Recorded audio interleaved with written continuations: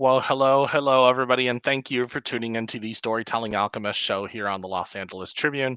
Very excited about my guest. But first, just a reminder we're here every Wednesday at 10 p.m. Eastern, 7 p.m. Pacific, live. And so, definitely, my show is always about the story and how people have overcame adversity or hard times in their life.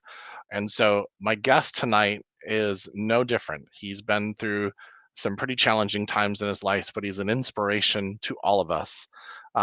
He is I'm gonna let him tell the story, but he's a cancer survivor of two times, and has done some amazing things in his life. And he's got a new book coming out in September. So please help me welcome Howard Brown to the show. Howard, how are you? Jeremy, thank you for having me. So glad to be here this evening with you and be on your show. Thank you for having me on. Absolutely. So let's first of all, we met what I guess now it's getting close to 2 months. Oh, It's yeah, a we're a couple long months, time. a long time friends. It doesn't seem like that long, because this summer just seems to be breezing by. It But is. It is moving by, but I appreciate it. We're running in the same circles now, so I'm really glad we connected up. absolutely. So let's talk about you are a twin.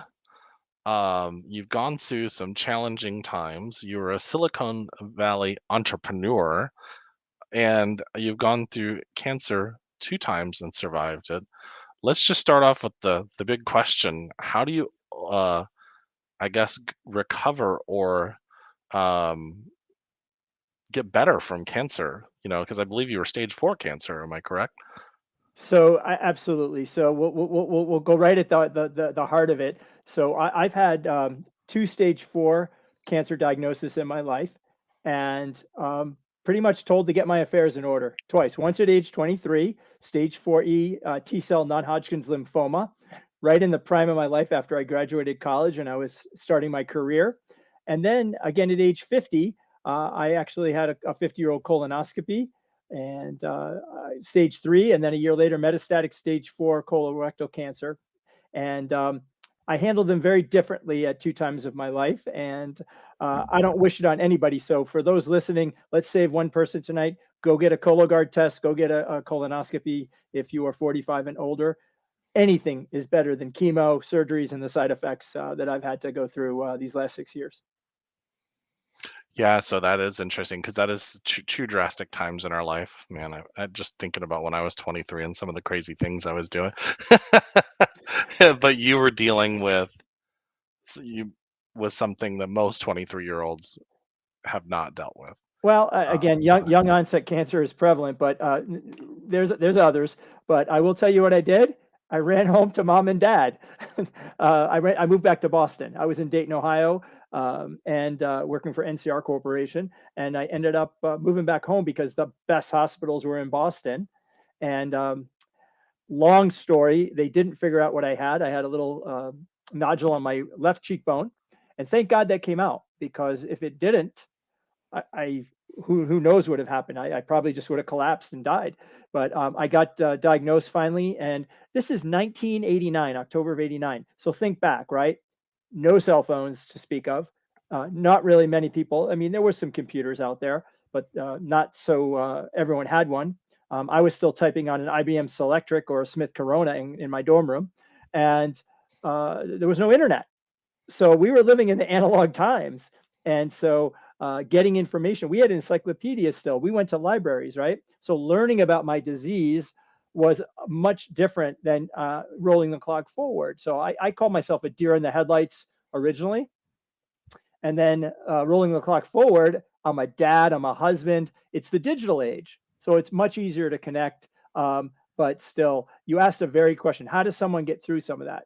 Many don't. In the stage 4 world, we live with death all the time, or we live with people that are desperate just to extend their lives, or they're on chemo for life, or they're trying to find the next clinical trial. So I answer the question as honestly as I can.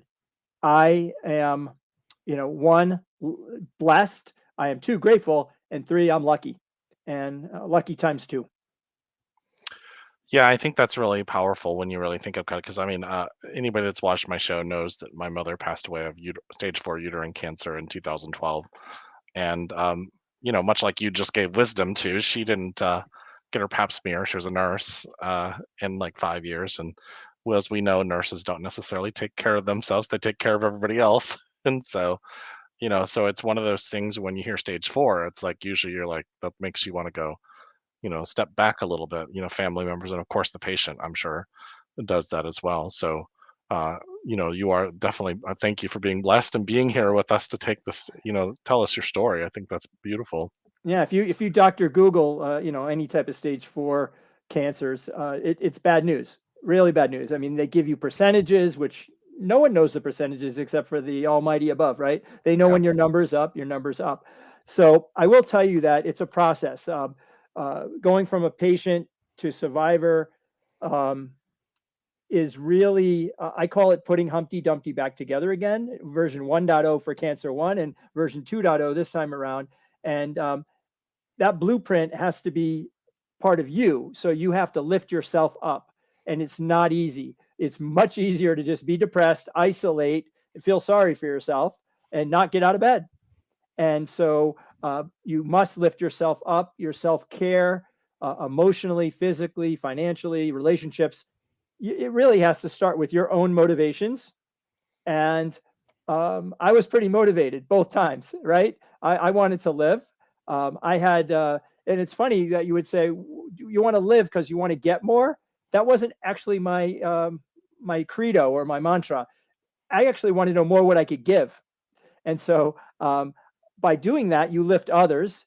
And that's what makes this world a better place. And that's why I wrote the book. The book it's not a cancer book. It is actually my memoir of inspiration, motivation, and education, but it has cancer chapters in there for sure.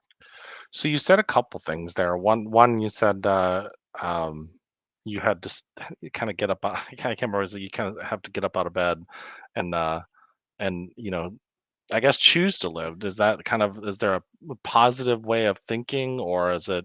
I know when we first talked about, you said there's no secret sauce. That just you were blessed and you gave as honest as possible as answer.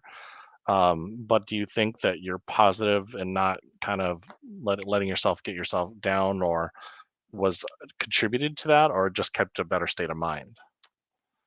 So it's not easy. I will tell Yeah. you that when you're raging on steroids, okay, you don't want to be around me. When I'm crawled up in a ball after chemotherapy, or I'm Mhm. recovering from surgeries, that basically gutted me like a fish and poured hot chemo in me, or I did full body radiation with cancer 1. Um, those are awful things to go through, and they can depress you. And they did. I had anger, I had denial, I had lots of emotion. And I kind of kept that to my inner circle because you know what? Everyone's got their own issues going on each day. But the days that I did feel good, walking to the mailbox might have been the activity of the day. And then the dog wanted to go a little further. So Cody had to go a little further. So I walked a little further. And then I walk a little further. And maybe that was the victory of the day. Right. And so small steps and a couple of steps backwards. But when I failed all the chemotherapies I failed on cancer number 1, I had no light. There was no good news until they told me that my twin sister, because you mentioned I'm a twin, sister CJ, was an exact HLA match for a bone marrow transplant in May of 1989. Now, that was the first piece of good news. But do you know what they told me? They said, you could die immediately after we transfer her bone marrow into you in an infusion. You could die eventually, or it might take. Those are Oh you got a wow. 33% chance of maybe it working and having her bone marrow overtake and be accepted by my body and then overtake the T cell lymphoma. So same thing with colon cancer. I failed the original chemos. I failed the original colon resections. I have 23 and a half inches of less colon today and no gallbladder and no stomach lining, although it grows back, 12% less liver. Those aren't fun. Those aren't fun. And so the answers were not evident right away. Hmm. So It's that mental toughness. Now, I said that I was a deer in the headlights the first time, and I was. I didn't expect to get cancer at 23. Of So course. my mom and dad become my caregivers. We're driving into Dana-Farber Cancer Institute in Boston, about 40 minutes away from Framingham, where I grew up. And I did 120 blood transfusions or more of platelets and red cells because I was immune compromised. So we all kind of know what that is during COVID now, right? Yeah. We all live this now. We lived restricted lives and masks and all that stuff. Well, I lived that now twice in my life plus COVID. So I really was a deer in the headlights. I had to learn, and I had people that I talked to in the waiting room, but I really counted on my doctors and my staff, and I had support, but it took a lot longer. The second time around, I'm 50 years old. I'm a dad. I'm married for 22 years already, and I want to see my daughter graduate high school. That was the goal. Was if could I live 3 to 4 more years? She was a freshman. 4 more years to see her graduate school. Right. Now she's 20, going to graduate the University of Michigan this December. That's Oh, congratulations. amazing, and not probably tomorrow, but I actually now believe that I'm now 2.5 years, no evidence of disease, that I will walk her down the aisle at that time. And so you got to set those goals. That's the motivation, right? Yeah. That's the motivation. Well, and I think too, what you're talking about too is, of course, during going through all this, you're going to have hard times, and it's going to be, I mean, that's just the understatement of the year. And then it was painful, but you kept your mind thinking about, I want to see my daughter graduate from high school. Now you're wanting to walk her down the aisle, maybe see your first grandbaby born, those milestones in your life. And I think that people get wrapped up in the, um, what's going on, and instead of having that one nugget, even though all this stuff is really going on that's a really painful, um, you still had that one thing that was keeping you going, and I think that's powerful. Absolutely. And, So, and also this time, I kind of learned how to accept help. I'm always used to, being a caregiver and a good friend and a listener and there for people. I actually had my time of need, and people stepped up in a huge way. And I did.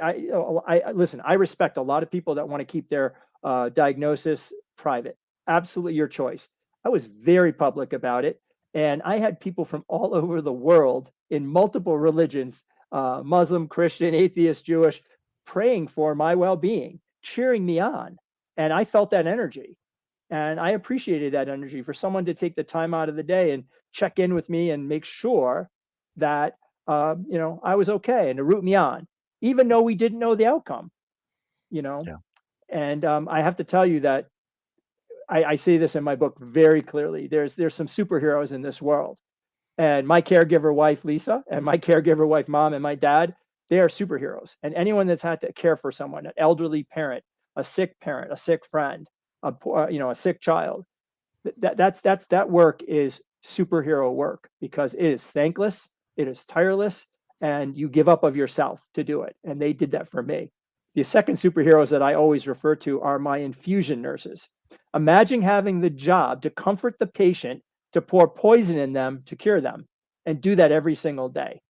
Those infusion nurses are my superheroes, and doctors, of course, but caregivers and things like that. So you have to have an appreciation. Now I have a 15-year-old daughter watching her dad wither away, right? Yeah. And I tried to spend as much time. So they made the cancer guy her soccer team manager, right? So I got she played travel soccer, so I'm traveling all over the place with her when I could. I have other dads driving me because I just got off chemo, and I got a lot of time with her as a young. But imagine her and just people weren't asking how's your dad, they weren't asking how she was doing. She's now actually 4 years later, 5 years later, 6 years later, she's now processing it out. Well, She just buried it. And my of course. wife, we went from cancer to COVID, right? We went from finally seeing a little sunshine to now basically living a still a restrictive path with COVID and stuff like that. So a lot of lessons to be learned. And that's why I say the first thing I always say is that I am blessed, I am grateful.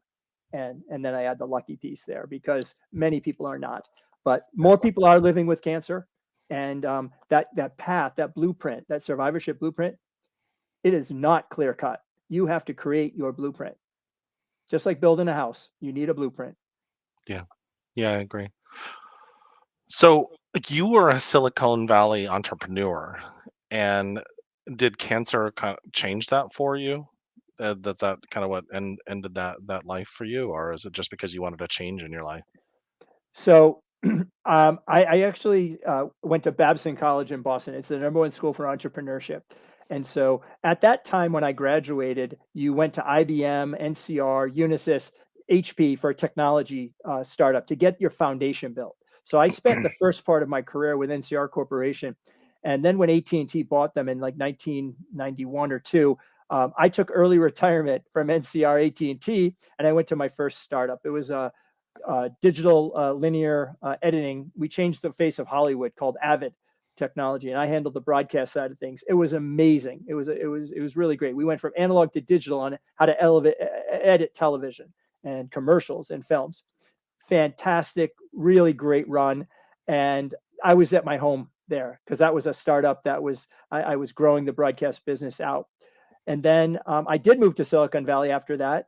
I went to work for a true startup called Liquid Audio, and Avid was booming in the video side of things. I think we're going to do the same thing in the audio world with Liquid Audio, but we were living in the Sony Walkman time. We were living in cassette tapes. We're downloading huge WAV files or Fraunhofer files over 28.8 modems, getting a busy signal. Timing, but we raised $238 million. We went public. We did a secondary, but we really never we didn't have a product. So this is the go-go, end of the 90s Silicon Valley time. Everyone was sprinting.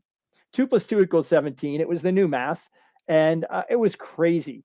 And so with that, and then I went to another a startup from CMGI called Navisite in the web hosting space, now called cloud computing. We took that public. Great victories, but at a big cost. And the cost was no balanced life. Workaholics are us. And my wife put an article in front of me and said, families that eat dinner together, stay together. And, we're about to, make a child. And that's a story that I'll dive into in a second. But she was like, how many times are you home for dinner a month? And I was like, I don't know. She goes, single digits. You're never home for dinner. You're never home for dinner. You're traveling or you're not home. And so that actually was it was crazy times. There was some cool stuff. LinkedIn started then. Facebook came along later. The Google guys were just young guys raising money. Friendster was a social app out there. I remember that. Search engines, Lycos, Excite, Ask Jeeves. This is a cool, different time of day. But again, it was all craziness because money was flying, and I got to partake of some of the fruit of the vine there, and it was great. But I want to go back a story. So one of the things that you just have to say it's a miracle, but before I did any chemotherapy in October of 1989, I came in. I was supposed to do my first chemotherapy infusions, and my doctor said, "We did your blood test. Your liver function test is too high today, and so we're going to send you home." And I said, "Oh my God, I didn't sleep a wink. It was my first chemo ever. I mean, what am I going to do? I'm a nervous wreck." He says, "Well, I got a field trip planned for you." I said, "You got a field trip?" Yeah. First of all, you told me I'm sick, and and I I got to get my affairs in order. I'm 23 years old. He said, "Go on this field trip. You're going to the cryogenic center." I said, "Cryo what?" He goes, "It's a sperm bank." I go, "Why should I go give a sample if you told me that you don't even know if you can save my life?" He's like, "Just go do it. You're not doing chemo today." So you know what? I did it, right? Not knowing why I did it, but I did it. So you roll the clock forward. I get to a 5-year remission, and I get married out in California where I'm rebuilding, putting my Humpty Dumpty version 1.0 blueprint together to rebuild my life again. And I meet my wife out there. And I after we got to know each other, I told her about my health history, and that the fact that I could not, have a baby naturally, that I actually had stored sperm. And she accepted me, and we got married at Shutters on the Beach in '94. It was Oh, beautiful at sunset. It was gorgeous. I think we were the third wedding there, right on the pool deck overlooking the Pacific. wow. And when we're up in Silicon Valley, we ordered the sperm, the frozen sperm, to come out to San Jose, California. And Lisa made 8 eggs. They defrosted the sperm. They put 4 of them back in there. And I get a miracle baby Emily. We call her our frozen kidsicle. I mean, so you got to think about this, is that a bone marrow transplant from my twin sister saved my life, right? Then 11 years later, okay, I get to have my own child, right?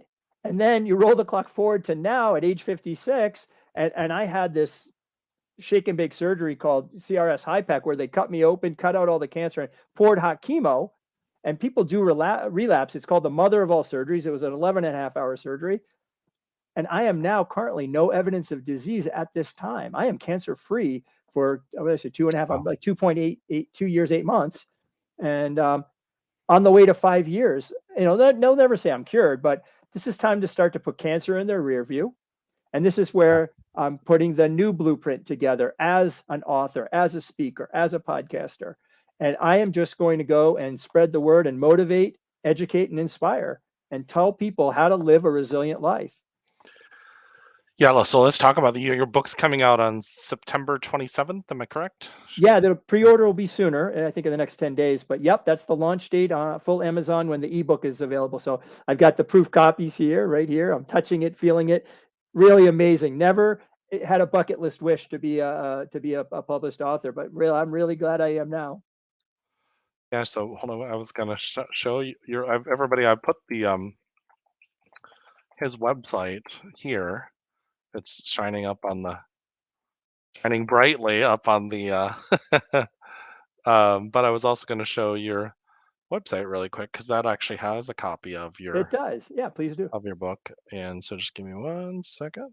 Sure. Share screen right here. Yeah, so if you guys want to look, his book is right here. And then it gives, I'm sure it's telling you to go to Barnes & Noble and Amazon, stuff like that. So, and it's, again, shiningbrightly.com. So I'll stop sharing, but I just want everybody to see that. Yeah, thank you. And so, yeah, so it's such a great story. I mean, you have so many cool things. I think that one of the things I find interesting when I read through your story or hear about your story is you have so many things that you've actually lived, and even down to the making sure that you didn't understand why you were going to the cryo to freeze your sperm, but you now have had a daughter, and I'm sure she smiles at you when you call her, what is it, the Frozen what, kidsicle? frozen kidsicle? She probably just rolls her eyes. No, we call her our miracle girl. She's our Oh, miracle that's girl, and cute. that's the name of her chapter. She got a chapter in the book, and it's called the Miracle Girl. Yes. So I know you talk about being the international peacemaker. What does that mean? And what do you do with that? So I moved to Michigan. My twin sister calls me one day. I'm living in Silicon Valley, and the dot-com boom was sort of over. I lived there from '97 to 2005, and I wanted my daughter to grow up with cousins, and my in-laws live in Michigan. My wife's from Michigan. My sister's moving to Michigan with her 3 kids. My wife has a sister, Beth, that has 2 sons and a couple uncles. And so we got the band back together. And we were living alone out in California. And listen, the Bay Area is great. We love Southern California too, but there's nothing like family first. And so we moved here in the summer of 2005. And I got nominated to be on a board of directors called American Jewish Committee, Detroit. And they were the outreach organization to other ethnicities and religions. And so I moved here, and I learned that Dearborn, Michigan, and the surrounding communities happens to be the largest home of Arab Muslims outside of the Middle East. And there's another population called Chaldeans, Iraqi Catholics or Christians that are called Chaldeans, largest population outside of Iraq. And then there's Lebanese, and there's Albanian, and there's Yemenis, and this is a big melting pot here. And I'm learning these other cultures, and these other cultures have restaurants and foods and shops. And our job as part of the board of directors was to reach out to these other ethnic communities. So after sitting on this board for 17 years, you get to know people, you do business with with people, you have them to your home, they come to your big events and things like that. And what that leads, though, is the American Jewish Committee is an international organization that focuses on this interfaith relations, diplomatic relations, and it extends to all over the world. And the basic tenets are that we are all God's children, okay, from different religions, but we're more alike. We have more values that are in common, even though the world doesn't always look that way. And so I've had great experience meeting, ambassadors and consul generals and foreign ministers, as well as Muslim lay leaders and Chaldean and other ethnicities, Indian, Hindu. It's just a fabulous thing, because what that does is it allows you to experience other people's culture, other people's upbringings, other people's values. Do we always agree? Nope. But can we learn from each other? You betcha. Yeah, absolutely. That's beautiful.